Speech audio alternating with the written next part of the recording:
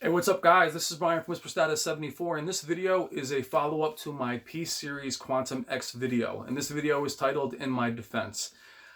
All kidding aside, it's not going to be a defensive video, but I want to explain my point a little bit and my position on how I end up with that video. Now, the video was filmed last week in a local Costco as I was hunting down the Quantum P-Series, which I've been looking for over a year. They were very short on supply, and this channel is discussion-based. For those of you that are new to the channel, again, my name is Brian. It's really about the comments. It's about us talking among the comments and making decisions together. It's really a community. It's just me here and all of you guys. For those of you that are new to the channel, welcome to the channel. That video had a lot of comments. And what I liked about the video is the comments are the real source of information for this channel. Whether it's my comments, your experiences are what I'm looking for. This isn't about me telling you anything. It's just us hanging out, talking as we were if we were in person. Talking about video games, movies, whatever you want to talk about. That video had a ton of comments, and I'm still in the process of returning all of your comments, and I do talk to as many of you as I can. There's a good group of you, or a lot of you, that I talk to almost every single day. You guys know who you are. My UK crew, a bunch of you guys know. I won't list you all. You know who you are. But even those guys were disagreeing with me in the comments of that video, which is what I want. I don't want everybody agreeing with me. And why I think that video was interesting is the love for Vizio and the absolute hate for Vizio, and discounting it as garbage, calling it garbage. And I have to admit that some of you surprised me. Other ones of you were totally on board. I'll give it a shot. Because the specs of the Quantum P-Series alone are right up there with the flagship Samsung Q9FN for a fraction of the price. The Quantum P-Series X promises to be even more spec, higher spec, therefore probably eclipsing the Z9F and probably the new 8K Samsung, again for a fraction of the price. Why I want to do this video is to defend myself, or at least defend my position, and hope you'll understand how I got to this point. For those of you that are new to the channel, I had 11 or 12 4K displays in 2016, and they were all defective. Actually, no, that's not true. The Sony 900E would be the 12th, and it's not defective. I have it. I currently have a 75-inch Sony 900E, which is a very popular TV at the time. It was replaced by the 950G this year, and before that, the 900F. It is a mid-level LED, 4K HDR. The reason why I say that is I went from a flagship Vizio P-Series. I had two of them, and that's how I'm going to start this story. We're going to go back to the Quantum. Going back to the other video, I will link that one. Please go back and read those comments if you're interested in the Quantum P-Series before I get back to that story. The reason why I want you to go back and read those comments is on those comments are owners of current Quantum P-Series, former Vizio people that have it. There's a lot of people on there saying they're just garbage. I would ignore those comments and go into the ones that have a little bit more information. If you guys want to comment, excuse me, if you want to comment and say they're garbage, tell me why they're garbage. I'm not afraid of the comments. Tell me. I want you to disagree with me. I want you to engage me. As long as the comments are done in a more positive fashion, I'll keep them up there and I'll answer them. As long as you don't attack other people trying to ask a question. If you want to find me directly, you can find me on Instagram at WhisperStatus74. You can always message me on YouTube. I will respond. But come at me with a little bit of information. Tell me they're garbage because XYZ had them, I had them, or even I heard about them, and I'll respond. But for those of you that might want this display, go back to my Quantum P-Series videos in the past where I ask the community for help. And it is a community, by the way. It's a small channel. It's a small family. So those of you that I talk to every day, you know who you are. They were commenting. Go back in and read those comments if you're interested in this display. And you're going to see such a wide range of opinions. And all of them very, very valid. I mean, a lot of them are really long. Make your comments as long as you want. I will read them, I promise. I'm in the process of getting back to those comments. I'm a little behind, but I wanted to do this video. So, a lot of you guys have had bad experiences with Vizio in the past, and I have too. My first 4K displays were two Vizio P-Series. 2016 flagship Vizio is a very, very popular model. It's still popular.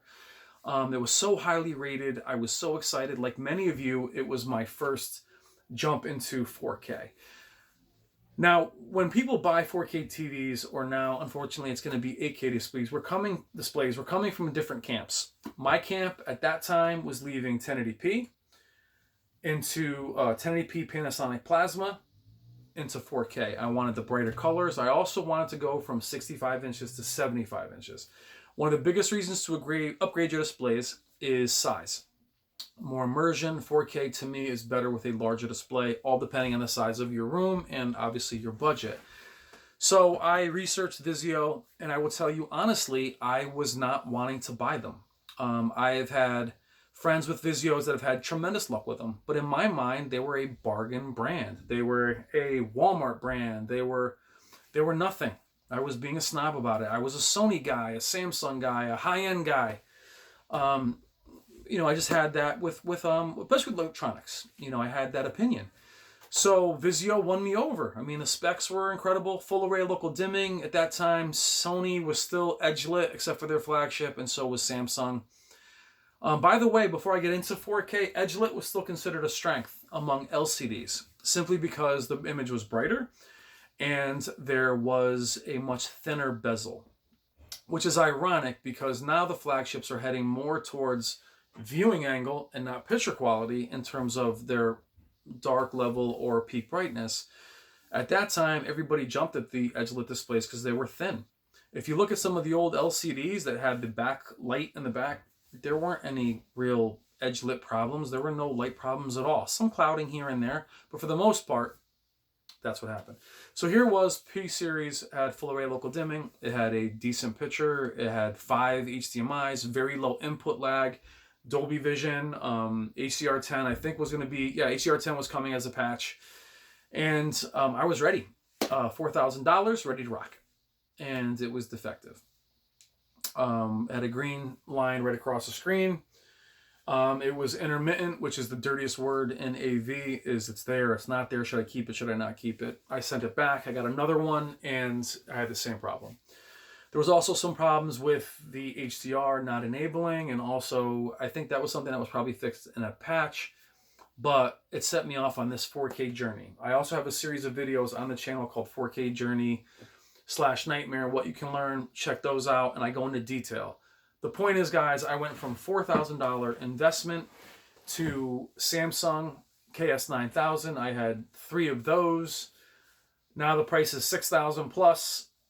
They were all defective in some way, shape, or form. And I'm not talking about nitpicking, guys. I'm talking about terrible screen uniformity. I mean, huge banding down the screens, edge-lit bleed, flash lighting, dead pixels on every Samsung that I had. Now, these TVs are also $6,000, $6,500. Stupidly, I go up again to a 78-inch KS9500, which was their next step up. And again, I was trying to solve it because Samsung. Edge-lit bleed, flash lighting, broken local dimming line, blurring. So a lot of problems. I doubled down, went up again to the KS9800. Now we're at $10,000. Now, I'm not saying that to brag, it's idiotic. I shouldn't have spent that kind of money. That was ridiculous. But I was actually stressed, as many of you have been, when you have a defective display. I'm hearing in the comments, I went through 4 of these, 5 of these. I feel your pain. I went through it. It is a nightmare.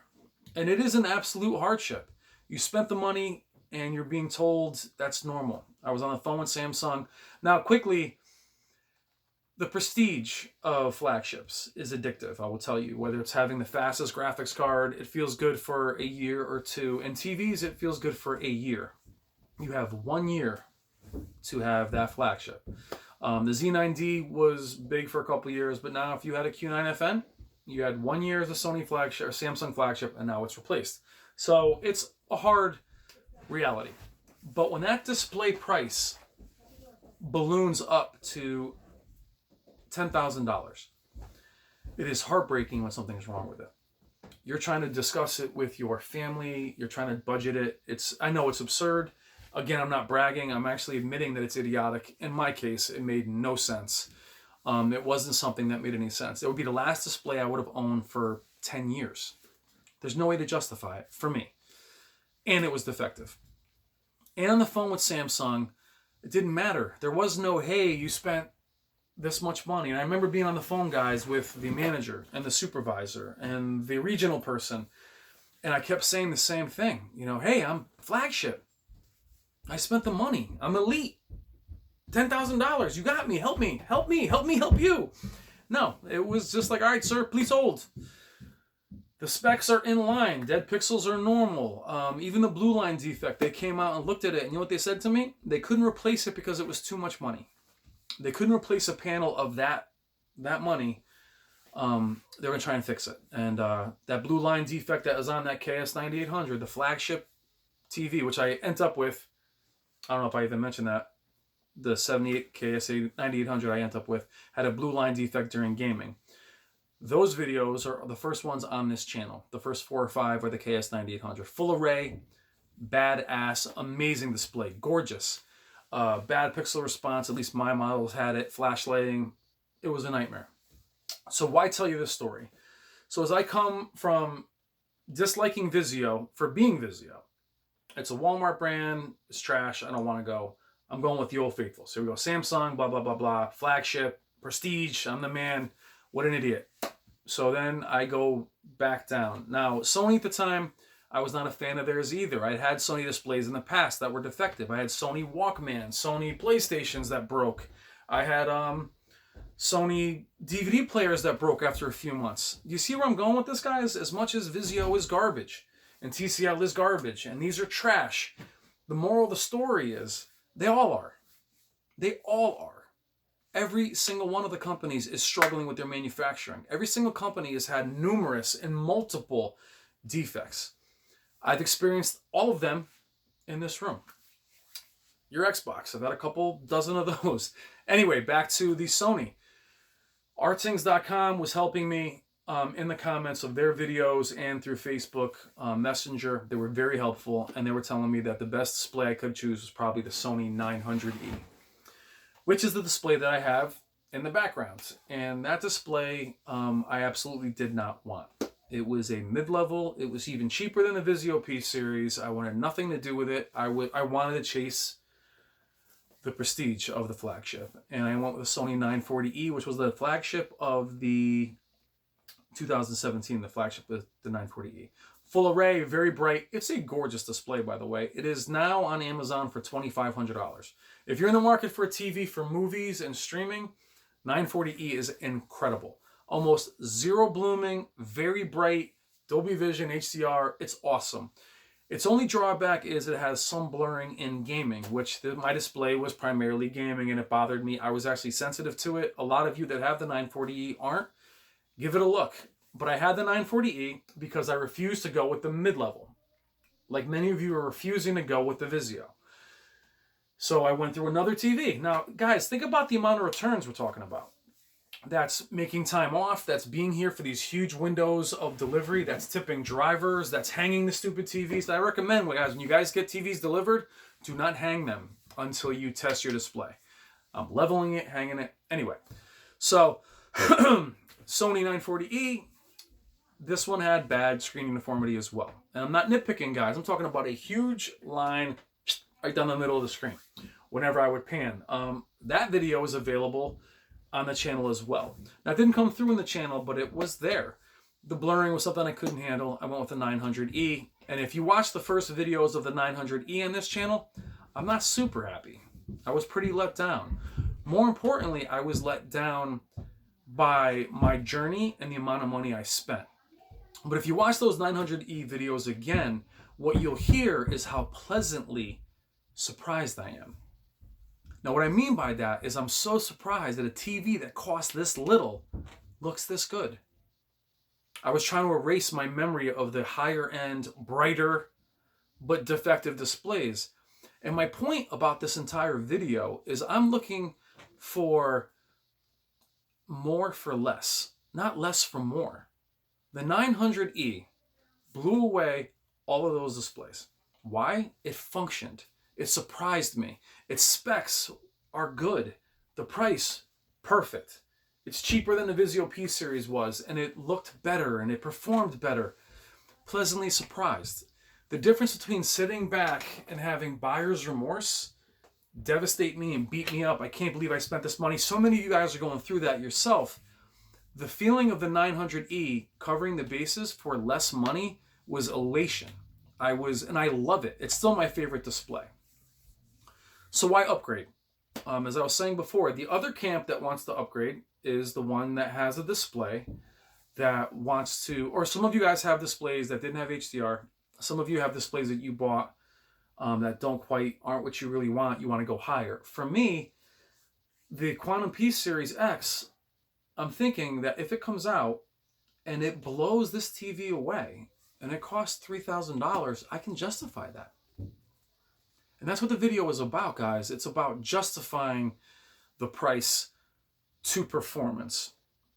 Now, all the displays that are out in the wild right now, Q9FN being that flagship, we're going to talk about the 2018s.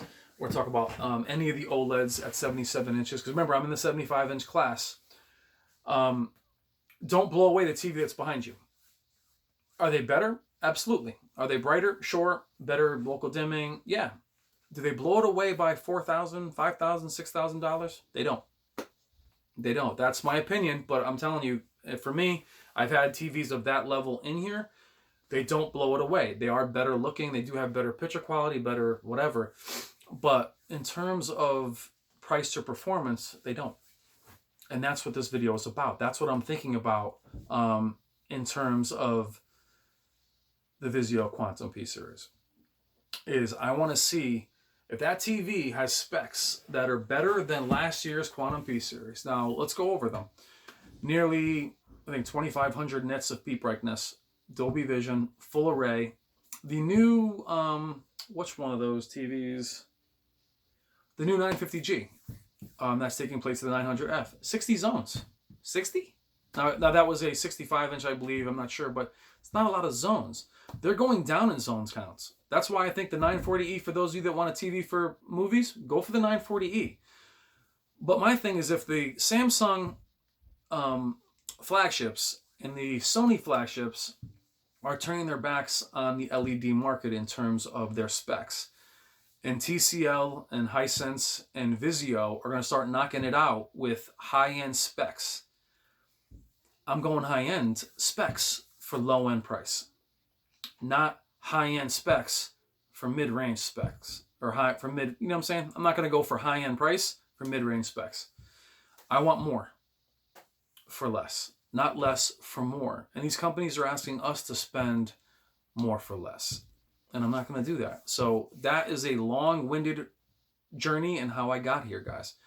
You guys have had defective Vizios. I've had defective Vizios too. I've also had defective Sonys, Samsungs, all of them. All of them. So my point is, that's why I'm considering the the Vizio P-Series X. I think that it's very, it's alluring to have that kind of picture quality. To have a Q9FN spec-wise for the price. Now, would I have gone with the Q9FN over the 900E? Yeah, if it was cheap, maybe. I love the bright picture. Some of you asked me about OLEDs. Why won't I go OLED? Well, I love OLED. But remember, I'm at the 77-inch. I'm not going to spend $7,000 or $8,000 on an OLED. I'm looking to get less for more. Now, why am I looking to do that? Guys, I already have a perfect display here. Upgrading for me is only going to be if it's feasible and if it's reasonable. And if I get specs for cheap. But for something that's going to be better than this, if I can get something that costs less than when I bought it, that's why I would go for it.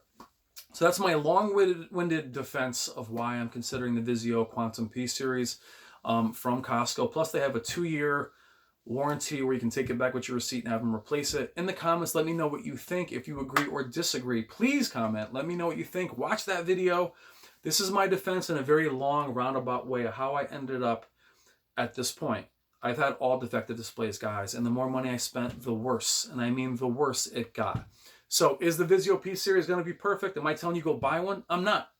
I'm telling you that I'm considering it for that reason.